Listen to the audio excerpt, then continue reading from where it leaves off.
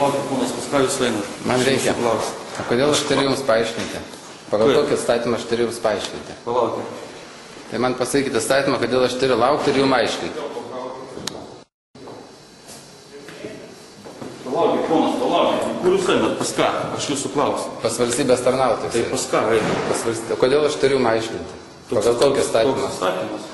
Aš įstatymų jūsų nevykdau. Aš vykdau įstatymus ir pastatyminius teisės aktus.